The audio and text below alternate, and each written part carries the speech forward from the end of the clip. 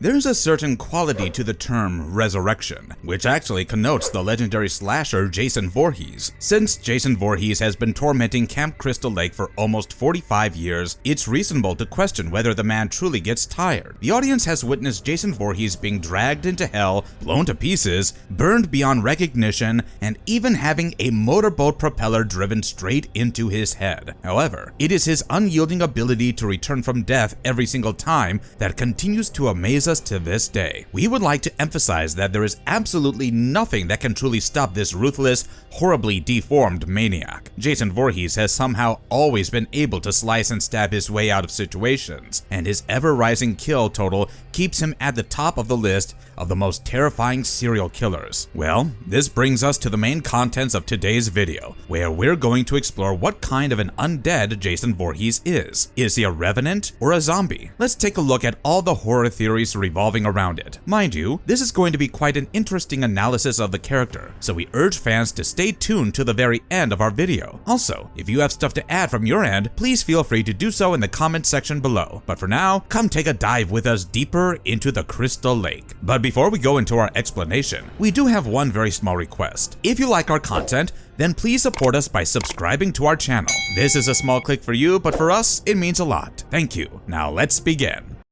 The question is, when did Jason Voorhees become undead? There is no denying that this scary, indestructible, and eternally fascinating horror icon has died more times than anybody can actually count. To top it all off, his resurrections are even more well known for that matter. So obviously, there is a perennial question that ardent fans of Friday the 13th franchise keep wondering. When did he actually become undead? If you have followed all the films in the franchise, you'll know that Jason is actually a grown man. Of course, this is contrasting because, as per the events of the first movie, he died as a young boy. Now, while there isn't exactly a definitive canon that serves as a basis for reasoning out why he grew in spite of being dead, the second and fourth film in the franchise point out that he never really died after being bullied and pushed into the lake. Naturally, with Jason resurfacing as an adult in later films, it has led one to various theories about his survival and eventual immortality. Perhaps Jason had washed up on shore, after which he lived out in the woods for years in a cabin, as seen in Friday the 13th Part 2. Witnessing his mother's decapitation must have left him with no distinction between life and death or right and wrong, and he eventually found his way back to the camp on Crystal Lake, where he began committing his brutal acts of killing. The murderous rampage continued until Tommy Jarvis killed him, as seen in Friday the 13th, the final chapter. But if you can recall the events of Friday the 13th Part 6, Jason Lives, the masked serial killer was accidentally brought back to life by Tommy, all thanks to a piece of a cemetery fence that acted as a lightning rod. While the newly revived Jason possessed superhuman abilities, appearing way stronger and more durable than before, one thing is for certain. Jason Voorhees was not an undead from the beginning. He became one in the subsequent movies.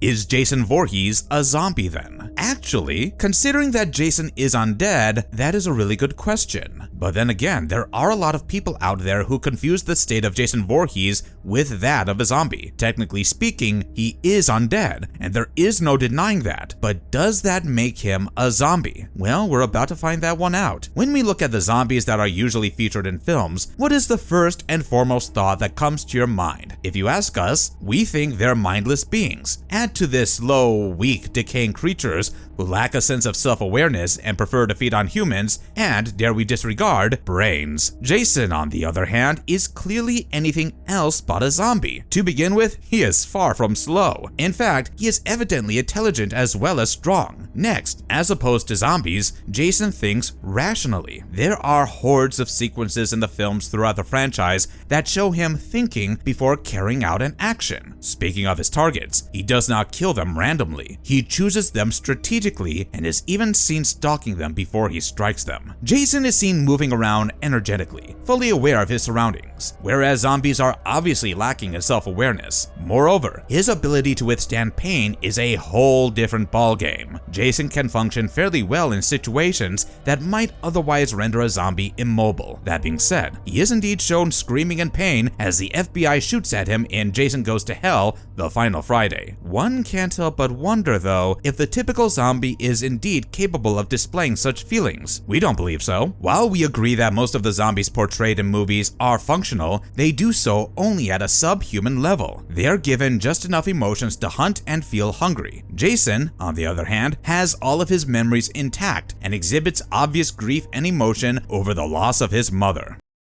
Does this make Jason Voorhees a Revenant? It is in Friday the 13th Part 6 Jason Lives, where it is made pretty clear that Jason Voorhees is a Revenant possessing superhuman strength. According to legend, a Revenant is an animated corpse or spirit that has been brought back to life to haunt the living. Well, truth be told, the thought of a vengeful spirit coming back from the grave to kill those who did him wrong does seem a lot more familiar. So, does this mean Jason Voorhees is incapable of dying? The answer happens to be yes and no, both at the same time. Please allow us to elucidate things further for you. Call him blessed or cursed, the choice is yours, but his powers of resurrection and immortality do not let him die, and even if he does die, he is incapable of staying dead because, like it or not, he can be instantly resurrected. Additionally, every time he is resurrected, Jason also tends to become way more powerful, faster, and unrelenting than before. That being said, Jason can be restrained and slowed down, but killing him is actually a very difficult task. Jason's immortality prevents him from aging, and any illness or injury that would otherwise kill a normal person would simply have no impact on him. If you're wondering why that is, the main reason is because he's a Revenant, and as a Revenant, he now has the potent capacity to regenerate any damaged tissue. While it is also true that he can be severely wounded by weapons such as knives and guns, he will eventually emerge with little damage. Also, Jason is completely immune to all bacteria, viruses, poisons, and illnesses, and that means it will take a whole lot to put an end to Jason Voorhees. For example, remember what happened in the final chapter? Jason was pretty much hacked like he was some kind of piece of meat. He was even hit by Tommy in the face with a machete, and believe us when we say this, nobody survives after this. So, did Jason die after that? Yes. Did he remain dead? No. He was struck by lightning and he came back. Do you see what we're trying to explain here? Jason will come back no matter what. Let's take another example. How many of you have seen Jason Goes to Hell, the final Friday? Well, those of you who have will recall Jessica Kimball stabbing Jason with a mystical Kandarian dagger and thereby sending him to hell. Did that ultimately stop Jason? No. He was later resurrected by Freddy Krueger, who had his own plans. It is fitting to state that Jason Voorhees is an undead being at the end of the day, a Revenant to be more precise, one who can be resurrected an endless number of times. More horror theories explored. Was Jason's waterlogged corpse in the first movie just a figment of Alice Hardy's imagination? Perhaps yes, or maybe Pamela Voorhees channeled her son, but there might have been more to it, such as a psychic link that led to Jason's vindictive resurrection after being cut off. If Jason had never drowned in the first place, there's also a good chance he was still alive the whole time. There is no denying the likelihood that Jason lived off the land unnoticed for over 20 years in the wilderness. The campfire story in the second film states that while Jason drowned in the lake, his body was never recovered. Come to think of it, this minor yet highly significant detail was never really mentioned in the first film. In the second movie, head counselor Paul Holt is seen telling his trainees that Jason had witnessed his mother getting decapitated by Alice Hardy. It's important to know that Paul's campfire story is embraced and reenacted in the 2009 reboot's opening scene. Ginny Field, the final surviving character in the second film, raises this new and significant retcon once more when she wonders whether Jason was truly alive and had witnessed his mother's death in front of him. Ginny's claim is ultimately validated when, while being pursued by Jason, she eventually finds her way to a makeshift shaft in the woods and, to her utter horror, finds a shrine erected around Mrs. Voorhees' severed head. Therefore, the events of the second film make it quite clear that Jason somehow survived drowning in Crystal Lake in 1957, unbeknownst to anyone, including his own mother. Jason died at the end of Friday the 13th, Part 2.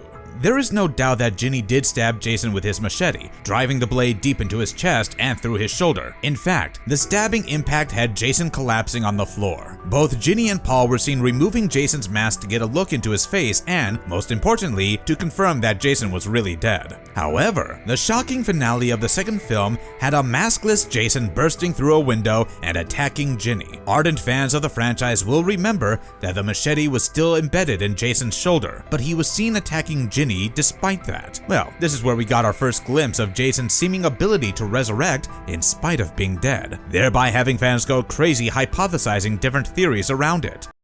Jason died at the end of the final chapter. Please tell us that you remember Jason's final confrontation with young Tommy Jarvis in the movie. Tommy was able to strike Jason using the latter's machete in the side of his skull. Jason fell on the ground and, because he had the machete embedded into his skull, his head split open. Well, that was an undeniably fatal injury and, truth be told, there's no coming back from that. So one can imagine the horror when Tommy noticed Jason's fingers twitching. No wonder, the young boy sprang into action and almost pulped Jason with a machete. Sadly, that only slowed down his rejuvenation because we all know what happened in Jason Lives.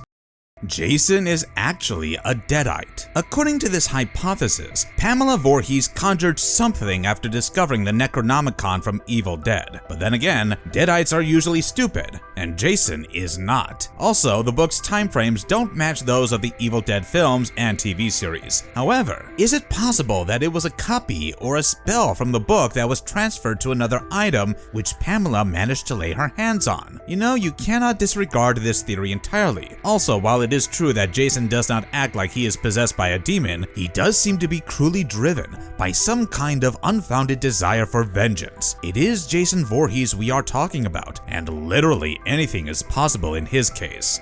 Marvelous verdict. Well, that is all for today, and with this, we finally come to the end of our video here. So, what is it that intrigues you the most about Jason Voorhees, and where do you stand on this age-old debate? Do you believe that he was revived at the lake's bottom, or that he was dead from the very beginning? There are plenty who believe he was alive after his supposed drowning, and that he grew up in seclusion in the woods. In addition, there are theories that he is either a revenant or a zombie. We'd love to know what you think. Please share your thoughts with us in the comments section below. Also, don't forget to mention if you've seen the entire franchise and what your favorite Friday the 13th movie is. Stay tuned with us as we promise to come back with more exciting content. Till then, goodbye and have a good one.